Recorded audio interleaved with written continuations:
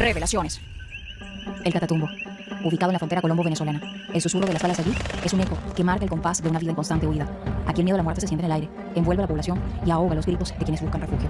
Niños huérfanos deambulan por las calles, mientras otros se mantienen acobijados en los brazos de sus madres.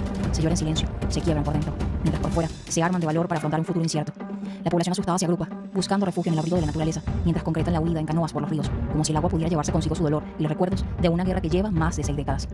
Según datos del gobierno colombiano, se estima que más de 8 millones de personas se han desplazado por el conflicto armado a lo largo de los años, convirtiéndolos en un número alarmante, víctimas inocentes atrapadas en medio del fuego cruzado. Pero en los últimos días, la confrontación entre el ELN y la disidencia de las FARC desplazó cerca de 40.000 personas a Cúcuta, Ocaña y Tibú, ciudades del departamento norte de Santander, al que pertenece el Catatumbo, de acuerdo a la Defensoría del Pueblo de ese país, algo que evidencia la gravedad y urgencia de la situación. No solo se trata de sufrimiento individual, lo que sucede en el Catatumbo impacta la estructura social y económica de Colombia. Y la pregunta es, ¿por qué la población civil es víctima de intereses particulares y mezquinos de una lucha intestina? Hoy en Revelaciones exploraremos las causas de este conflicto armado que obliga a miles de colombianos a dejar su país. Esto es Catatumbo, Puerta al Horror. Este conflicto armado en Colombia no da señales de acabar. Desde la década de 1960, las guerrillas del Ejército de Liberación Nacional, ELN, las Fuerzas Revolucionarias de Colombia, FARC, y los grupos paramilitares han desatado un ciclo interminable de violencia. La disputa entre estas facciones surge de profundas diferencias ideológicas, territoriales y métodos de operación. El ELN busca desde 1964 establecer un gobierno socialista basado en principios marxistas y tiene una fuerte influencia religiosa en su discurso, pero sus acciones son de tipo guerrillero, como el secuestro y la extorsión. Mientras que las Fuerzas Revolucionarias de Colombia, conocidas como la FARC, era un grupo guerrillero marxista-leninista con un enfoque en la lucha armada para establecer un régimen comunista en Colombia en la misma década de los 50-60, pero esto luego se desvirtuó por la influencia del narcotráfico. Parecían desintegrarse tras la firma del acuerdo de paz en 2012, una hoja de ruta que planteaba la desmovilización, la entrega de armas e iniciar el tránsito hacia la vida legal, pero no todos los combatientes de la FARC lo aceptaron. A ese grupo se le conoce como los disidentes, facciones que no reciben ninguno de los beneficios del acuerdo de paz y siguen siendo considerados actores al margen de la ley. En la actualidad, tanto los disidentes de la FARC y del ELN siguen en disputa. Cada facción quiere controlar las rutas del narcotráfico y los recursos naturales de regiones como el Catatumbo, pero ahora con nuevas dinámicas en sus estructuras criminales. Por ahora, pareciera no haber solución negociada para el conflicto armado. Me encuentro acorralada con mis hijos, no tenemos comida, necesito que me den ayuda porque hemos sido amenazados. Necesito que por favor me ayuden. Tengo un niño de 8 meses, una niña de 3 años y otra de 9 años que están muy asustados, se encuentran con muy nerviosos. Por favor, ayúdame. Por favor, tenga piedad.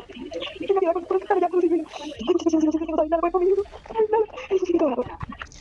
Bueno, yo no quiero nada. La angustia de esas madres, atrapadas entre el deseo de proteger a sus pequeños y la cruda realidad de un entorno hostil, refleja el sufrimiento de muchos. La imagen de estos niños temerosos y hambrientos, sin posibilidad de escapar, es una llamada urgente a la solidaridad y acción. Están congelados, no pueden salir.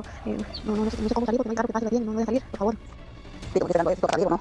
Porque lo justo que están dando por allá, la gente, mucha gente por allá, llama al avenetero. Nosotros estamos esperando, y lo para arriba, ¿no? Y estamos aquí para comida y todo eso. Y la gente está por detrás. El Catatumbo se encuentra ahora en el epicentro de una crisis humanitaria que se había anticipado desde el año pasado. Vera Grave, la jefa negociadora del gobierno con el Ejército de Liberación Nacional, reveló que las primeras alertas sobre el deterioro de la situación fueron emitidas en noviembre de 2024. Sin embargo, a pesar de las advertencias, la realidad en lugares como Teorama, Tibú, El Tarra, Convención, Acarí, Ábrego y San Calixto es alarmante. Las violaciones al derecho internacional humanitario son evidentes. Las organizaciones sociales y campesinas han pedido a los grupos armados que respeten la vida y los derechos de quienes no tienen ninguna relación con el conflicto, pero es como hablarle al vacío. También han solicitado al gobierno nacional mantener los diálogos con el Ejército de Liberación Nacional y abrir la puerta con el Clan del Golfo, otro grupo armado que disputa el control territorial de la costa atlántica para la práctica de economías ilícitas como el tráfico de drogas, armas, migrantes y la minería ilegal. Hasta líderes de la iglesia han dejado los rezos a un lado para unirse a las súplicas de una población poco esperanzada. Entendido o no ha querido aceptar las oportunidades que este gobierno ha generado para llegar a la solución negociada del conflicto armado. Por otra parte, el gobierno nacional también ha cometido una serie de errores en estos procesos de diálogos, entre ellos la ausencia de una estrategia y hoja de ruta clara para avanzar en estos diálogos. De hecho, el presidente Gustavo Petro ha señalado que el Ejército de Liberación Nacional se ha desviado de su propósito original y ha emprendido un camino peligroso vinculado al narcotráfico, evocando las sombras del pasado con figuras como Pablo Escobar, y ha ordenado al ejército salvaguardar a la población del Catatumbo. Pero las familias que siguen atrapadas han sido testigos de cómo integrantes de este grupo subversivo derriba puertas y violentan hogares, llevándose a la fuerza a ciudadanos inocentes y reclutando niños y jóvenes de los poblados.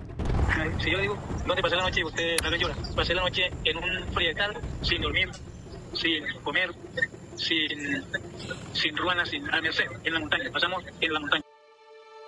Las escuelas, una vez refugios de sueños y aprendizajes, ahora están vacías. Los docentes y niños sufren las consecuencias de un conflicto que no les pertenece. Las clases han sido suspendidas y el comercio se encuentra cerrado.